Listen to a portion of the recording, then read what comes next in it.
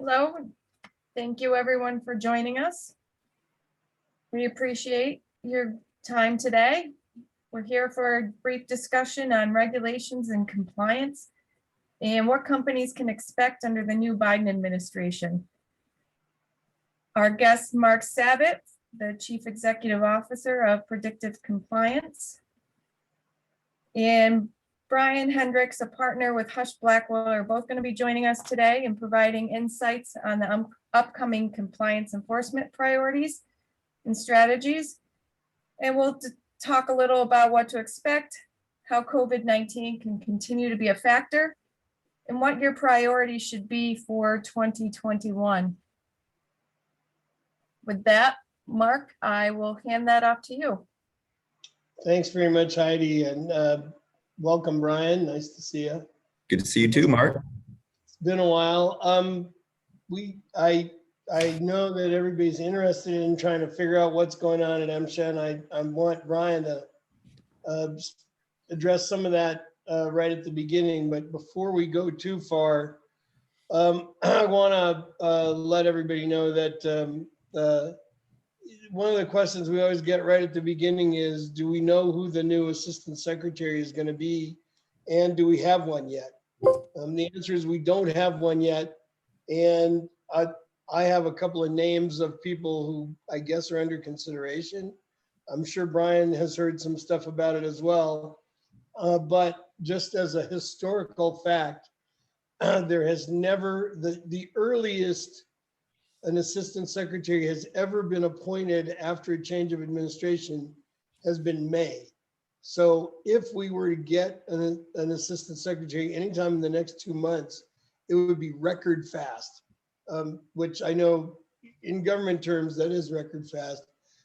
Generally speaking, they've been appointed in the mid to late fall, like September to November. So I'm pretty certain that there won't be anybody until at least sometime after July. But Brian, have you heard what names have you heard? So probably the same that you have heard. I've heard that they are considering a couple of candidates. One who was previously at California OSHA as kind of a consolation for not getting the head of OSHA job. So perhaps they'll offer that person the head of MSHA as a consolation. The name that seems to be coming up over and over again has, I think, well, long story short, no. The same names that you've been hearing, and I don't think that anyone at this point can say with any certainty who it's going to be. Let's put it that way. The other name I've heard is the former chief administrative law judge, Robert Lesnick, and I can let Brian weigh in on this because he's not a judge anymore, so we don't have to be nice to him. In my judgment, he would be probably the bottom of my list for somebody to be head of MSHA, but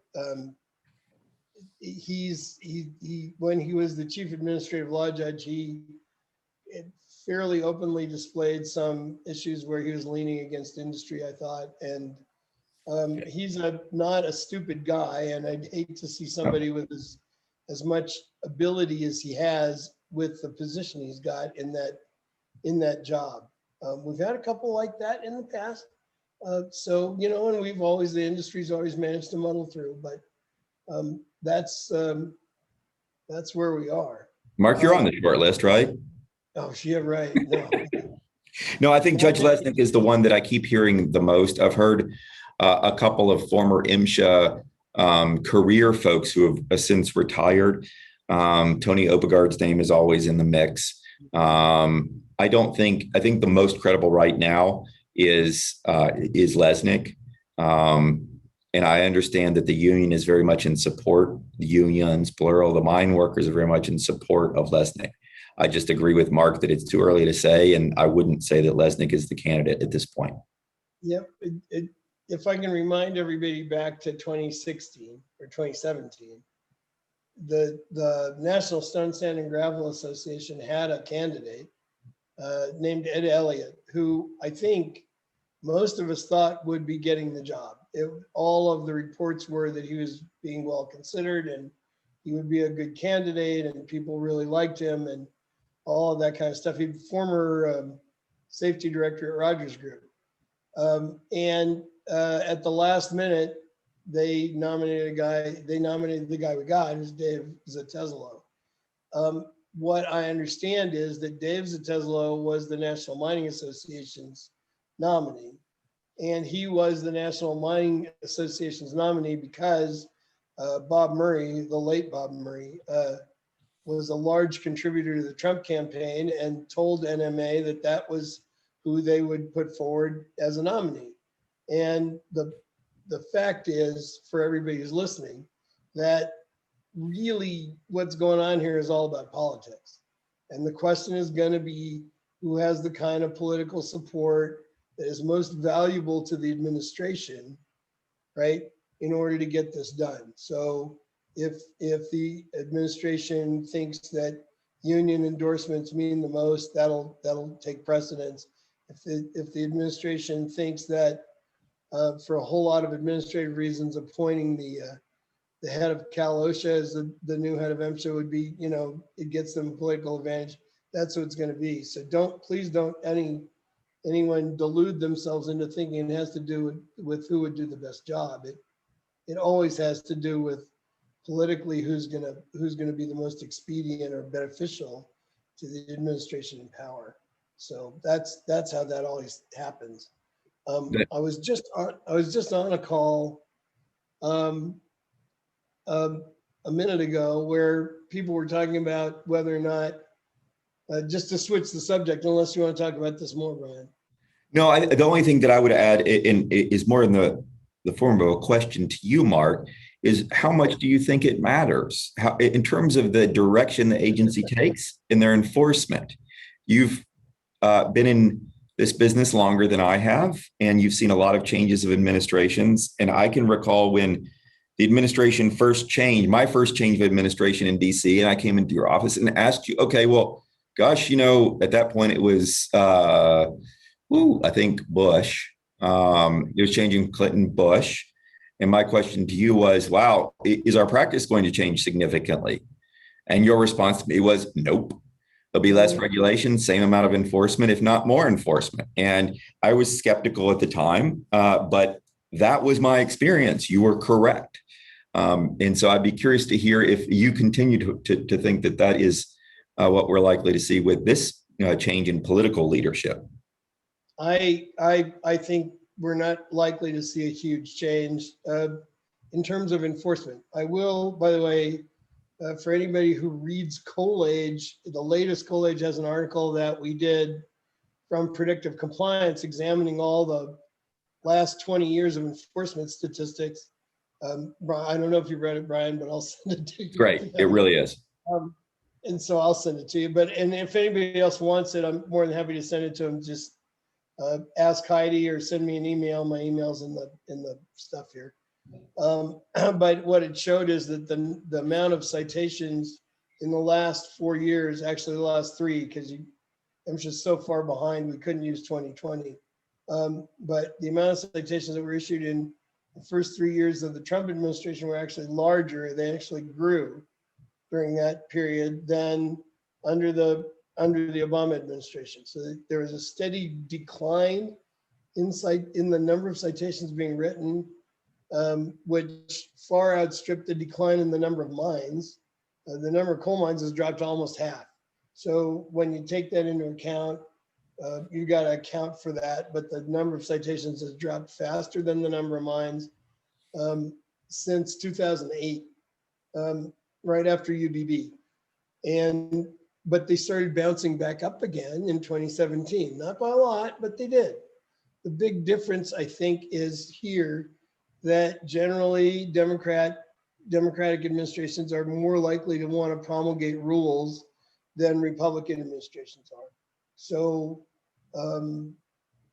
the old saw is Republicans. The old saw is Republicans enforce, Democrats regulate. Right now, that's not how it holds out. But I think that you are correct in that enforcement's going to be the same, if not worse. But now we're going to see a bunch of new rules, and I think you're right about that. I think we're going to see some new rules. I also think, and I'd like to push it back to you, Brian, for what rules you think we're going to see. But before Sure. I do that, I also think that given Joe Biden's views on organized labor and his political debt to organized labor, it is likely that we will see an increase in Section 105 discrimination complaints, in MSHA taking more and more of them to temporary reinstatement, to actually moving forward with them than we saw in the prior administration. I think there is, there's kind of I can use the term trickle down. There's a little bit of trickle down from when you see the assistant secretary who's skeptical of these minor discrimination complaints. The field enforcement tends to be less enthusiastic about bringing them. When you have an assistant secretary who's kind of bought into the whole thing lock, stock, and barrel, that the biggest problem we have is that operators are punishing minors who believe in safety, then it tends to blossom up. Yes. I mean, the guys at the field level, they don't take well the policy direction to start with, but they feel the atmosphere. And the atmosphere in this administration, I expect to be much more sympathetic to that than I do was in the prior administration. So I think we can see some increase in that. And I've heard some people say it's already happened. One more little thing before I push it to you about rules. There is an acting assistant secretary. Her name is Jeanette Galanis. And Jeanette Galanis's qualifications to be at MSHA is that she was the chief of staff for Joe Main for 1 year, back during the Joe Main years. You may want to say who Joe Main is, Mark. Joe Main was the prior assistant secretary under the Obama administration for 8 years. And he came from the United Mine Workers. He was the retired safety director of the UMWA. So she was his chief of staff for 1 year. She's from Denver, which is where I live. And I think I know some people who know her, but I haven't actually pursued that yet. Trying to figure out more about her. But one of her former employees was the AFL-CIO. And when she left the Obama administration, she worked as a consultant to organized labor and to labor organizing groups here in Denver. So clearly her qualifications come from her union background and not a coal background or mining background, but a organized labor background. So that's part of where we are. For those of you, I don't know if any of you listening today were on the stakeholder call about COVID, but somebody brought up the fact that a lot of miners are refusing to be vaccinated or declining to be vaccinated. And she acted very surprised about that and really unprepared to answer a question about whether MSHA was willing to try and join a movement to encourage people to be vaccinated, miners to be vaccinated.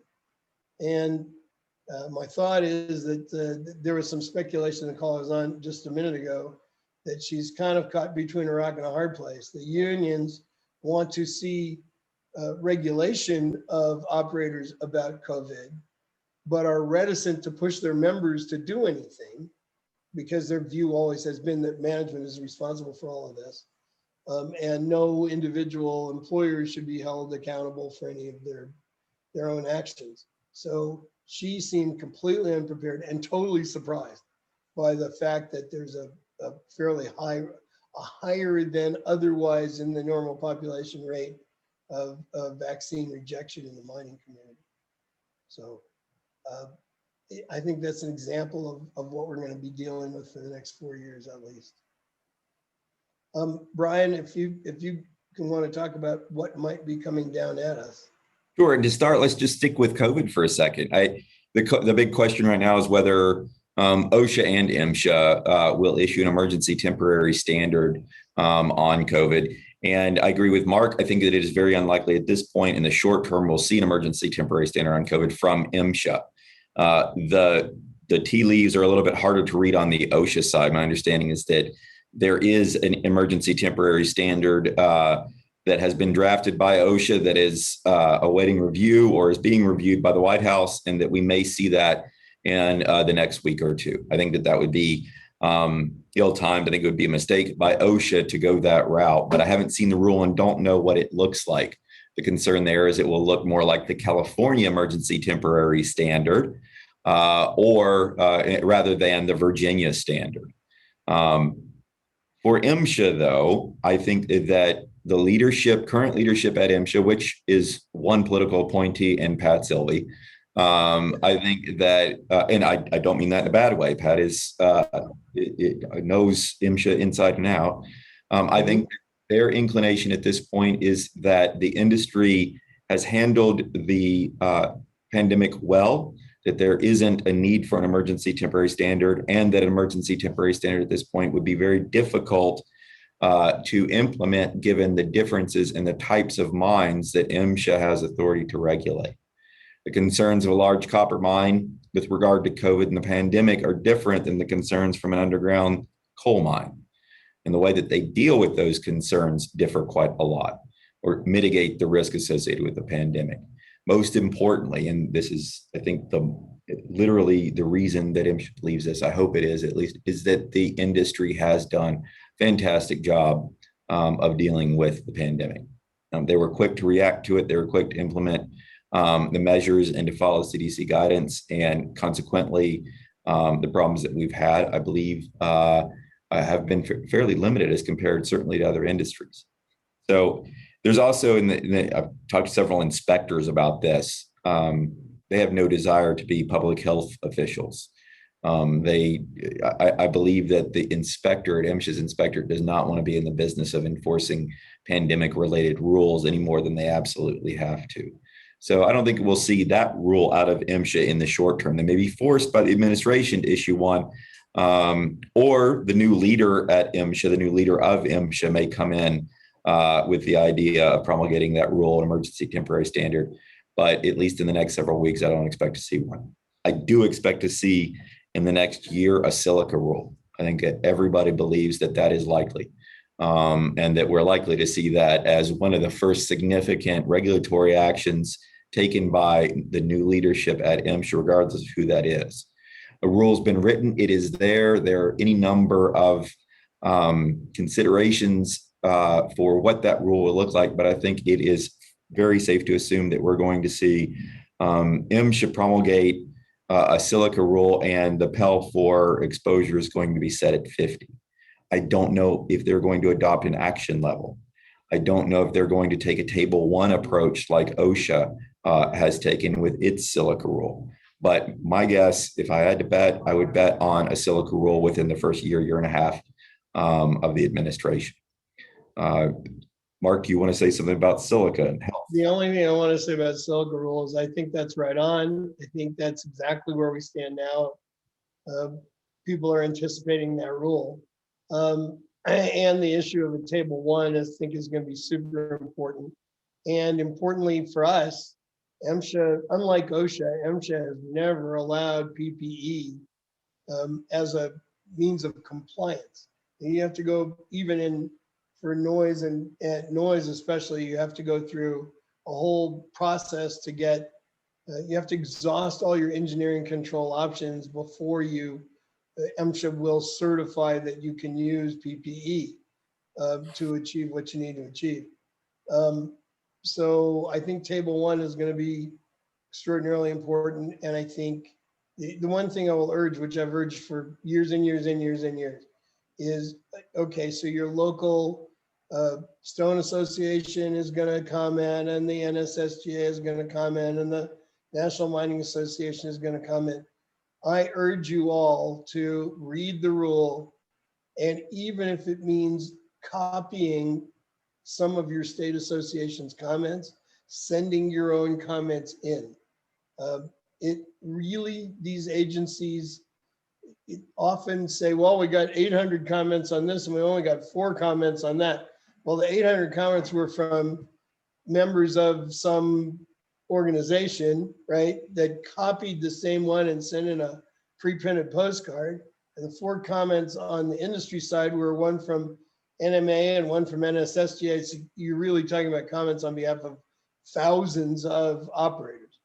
But unless we start to do that at a grassroots level, I really think we'll get steamrolled on everything.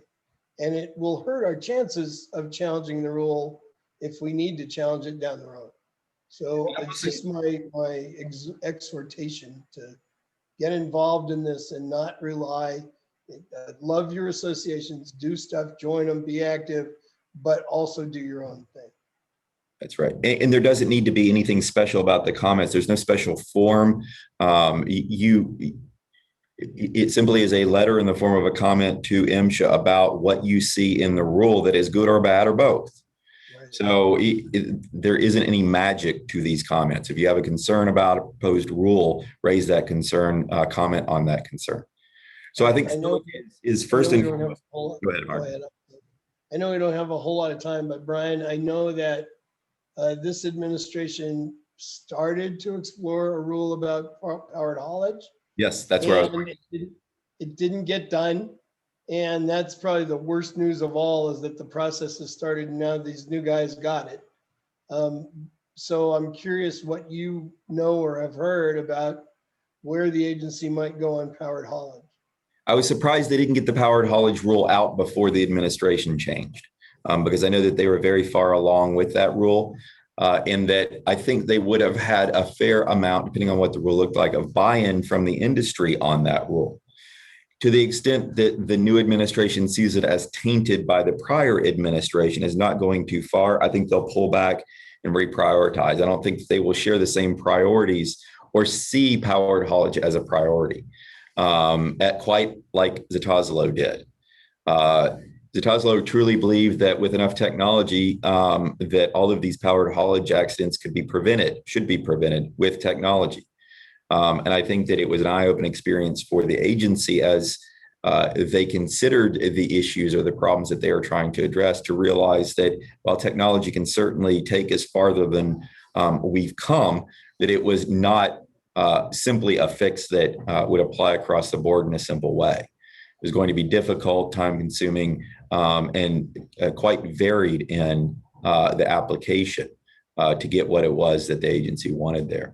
So I think that there's an even, I guess, 70-30 against a powered haulage rule in the next year, although it could be that they push it out because it's ready to go. I just feel like they won't see it as going far enough. And I think that they know that silica is going to be a heavy lift. It's going to require a lot of political capital, and they're going to want to get that out the door. So I think silica, first and foremost, that's the health issue. Powered haulage, though, is something that they're interested in. I could see them easily looking at requiring proximity monitoring, and not just in coal, but also in metal, non-metal. Proximity monitoring, I think, is something that this administration might be more interested in pushing or requiring. I don't think that this administration will be nearly as concerned or interested in the economic analysis, the economic cost benefit of the various rules that they may have on their agenda. And for that reason, I think it will be easier for them internally to justify or to think that rules are justified, like a powered haulage rule that would require across the board proximity monitoring. I think we're close to being through with our allotted time, right? Yes, we've got just about 4 minutes left Just before the end of the minutes. Yep. Right. And we haven't, I mean, we've talked a little bit about rules and a little bit about who the new assistant secretary might be and a little bit about enforcement. And as I said at the beginning, if we got a new assistant secretary before May, it would be a record. I don't think anybody expects it. Also, I think with the head of OSHA and Judge Lesnick, there would be some significant opposition to either of those appointments, and that tends to delay ratification and nomination proceedings and all that kind of stuff. There's always negotiations about it. So I'm thinking that won't happen for a while. And I also, correct me if I'm wrong, Brian, but if you differ, I don't think that major initiatives are going to get all ahead of steam behind them until there is an actual, real, honest to nominated assistant secretary. I agree wholeheartedly. I think that's why we haven't, why we're seeing the holding action on ETS, although I think that is the right choice by MSHA and by MSHA's current leadership. They're doing the right thing on COVID right now. See, I can say very nice things about MSHA. But I do believe that their approach to COVID right now is the right approach for them. But you're right, we're not going to see anything big until then. And I do think, though, that this may be the first assistant secretary that we have for MSHA that isn't specifically from a coal background. We may get a metal on metal person, or slightly more likely, I think, unfortunately, someone who doesn't have any mining experience at all, or any real mining experience. And that would be genuinely disappointing. It would be distressing. So yes. I think we're at the end. Appreciate everybody taking a little time to listen to us. I hope it was helpful. And if you have any questions, we have our chat boxes and question and answer boxes open. One quick question that came up was that, do you see regulations or interpretations of things changing for OSHA as well? I know it's certainly a big discussion, but do you see anything out there that might be a big priority for them coming up? Yes, a lot more enforcement. They have a budget for a lot more enforcement now. They were recently appropriated more money for enforcement in the short term, and you'll see some additional rulemaking. They've already got the big silica rule out the door in the Obama administration, but the short answer to that question is yes, more regulation, different regulation, and more enforcement.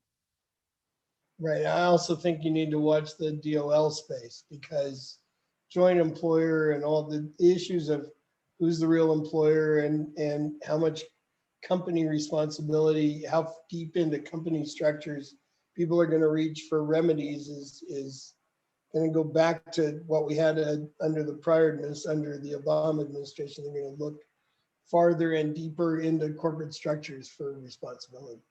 I agree with that. And I think that even further at the Department of Labor, in terms of priorities for this administration, changes in occupational safety and health, whether it be MSHA and OSHA, aren't in the top 5. I think that changes at National Labor Relations, changes in wage and hour laws, as Mark said, in joint employer definitions. I think that those are the priorities for this administration. That's not to say that they won't make it to the priorities that they have for occupational safety and health, but the big changes that this administration, the heaviest lifts, will be on wage and hour, NLRB, labor relations. So I would watch that space very closely, just as Brian was mentioning. I will send that article, the Coolidge article, to Heidi. You have my email if you want it directly. Send it to Brian as well. It's a great article. I mean, everybody waits for their Coolidge every month. So I hope those, it's a kind of a nerdy statistical article, but I hope people find it interesting. Thanks very much for listening. Please, thank you. You have our emails. Send us any questions you have if you have any, and we're more than happy to talk to you. And I hope it was helpful. Thank you to both of you. We appreciate your time, and we're glad you could join us today. Thank you all. Thanks so much. Have a great day. Thank you. Bye.